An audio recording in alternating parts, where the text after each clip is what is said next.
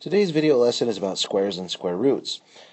We need to start by talking about some vocabulary that we should know so that we can be able to talk about the subject. First of all, when I say square, I'm not talking about the shape, I'm talking about the operation square. To square something means to multiply it by itself. Some people say twice, but that's unnecessary because if you're multiplying it by itself, then it's getting multiplied by itself. For example, 2 squared is 4. And technically the work that we have skipped there that's really 2 times 2. Sometimes that's a bad example because 2 plus 2 is also 4, but 4 squared is the same thing as 4 times 4, which is 16. So there's just an example of squaring a number. Cubing a number would be we're going to multiply it by itself so that there are 3 factors here. So 4 cubed, for example, is the same as 4 times 4 times another 4, which is 64. Square root is actually the inverse operation of square.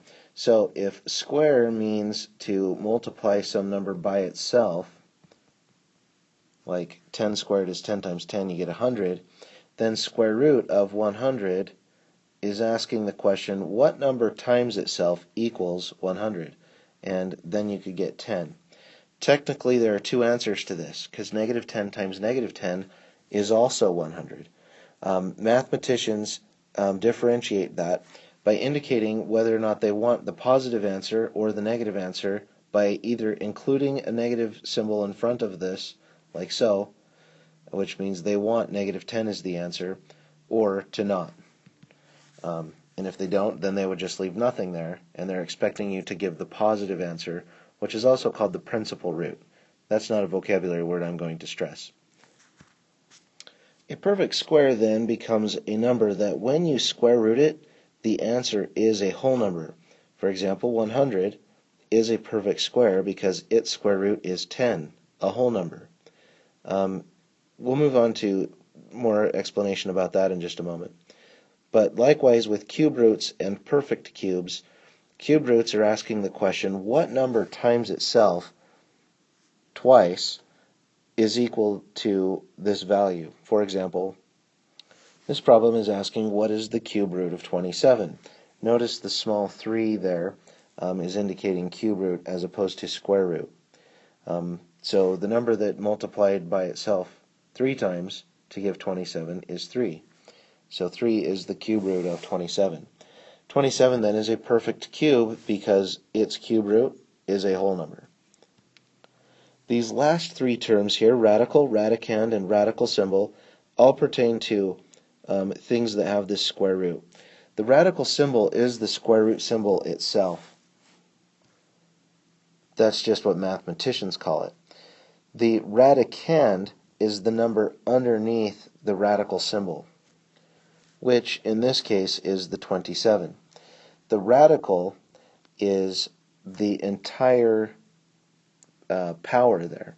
So the symbol, the number, even the cube root 3 thing, all of that makes up a radical.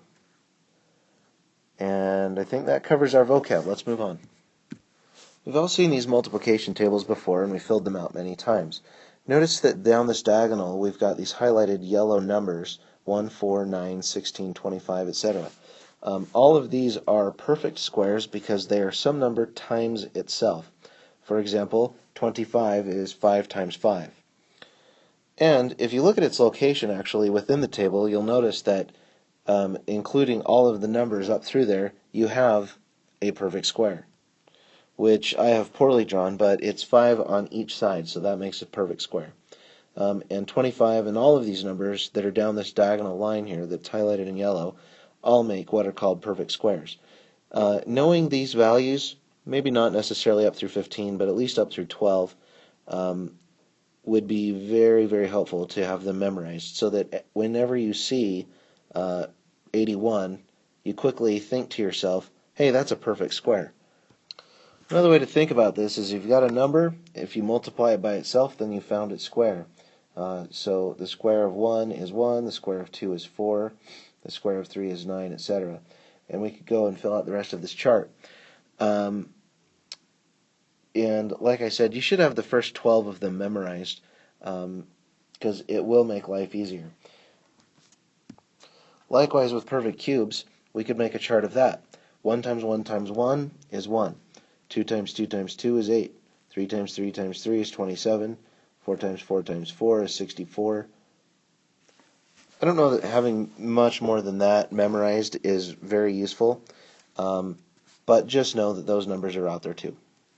Since square root is the inverse operation of square, if we know some number squared is equal to 1 or 4 or 9 or 81 or any of these numbers, then we can just square root that number to find out what its square root is, or what that number originally was. So this would be working backwards. So the square root of 1 is 1, square root of 4 is 2, this one's 3, 81 would be 9, 225, well the square root of that is 15, square root of 900 is 30, the square root of a million is 1,000, and so we can work backwards as well, because we know that square and square root are inverse operations. The square root of any number that's not a perfect square, for example, square root of 2, that is not a perfect square, and when we check our calculator, it's going to say, well, that's approximately equal to 1.41, and there's more decimal places, and it goes on forever, because square root 2 is an irrational number. The decimal form of it does not terminate or repeat. Most square roots, most radicals, are actually irrational numbers. In fact, it's a rare circumstance that it's not, because you'd have to have a perfect square in order to not be irrational. Some more examples like square root 3, square root 5, square root 6, square root 7, square root 6.1, square root 6.2. Notice that there are going to be lots more irrational numbers than there are rational numbers. Notice, though, that I skipped square root 4. Square root 4 is a rational number because that simplifies to 2, which is a whole number. So square root 4 being a perfect square is not irrational.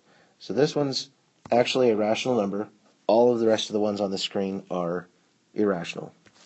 Also notice my use of the approximately equals symbol. It looks like two wavy lines above each other, or an equal sign that's wavy. This is what you should use whenever you approximate anything that you have rounded, regardless of where you've rounded it. And since we're not going to write out infinite decimal places, we're going to be rounding our irrational numbers whenever we represent them as decimals. Whenever we round in this class, it will be to 2 decimal places, as I've done here with the 1.41, unless I specify otherwise, or the instructions in a worksheet or something say round to the tenths or something. The last thing I want to talk about in this lesson is how to compare things that are irrational numbers with other irrational numbers. For example, is 4 square root 10 bigger, smaller, or equal to 4 times pi? What we're going to do is convert both of these into decimal forms and then compare them. I'm going to use a word here that you may not have heard before, truncate, which just means I didn't round. I just chopped it off right where it was. 4 times the square root of 10 truncates to 12.6. 4 times pi truncates to 12.56. Or just truncates to 12.5. If I had rounded it, it would have been 12.6, and I might have been confused as to which is bigger. Truncation helps me identify this better. Anyways, 4 square root 10 being slightly larger than 4 pi, I put a greater than symbol there. That's the last skill that we need. Now try these problems. Please make sure that you know how to enter these into your calculator and get correct decimal approximations for them so that you can compare them. If you need to, go back to the one that I did just on the previous screen and make sure that you can get the 12.5 and the 12.6 that I got. Good luck.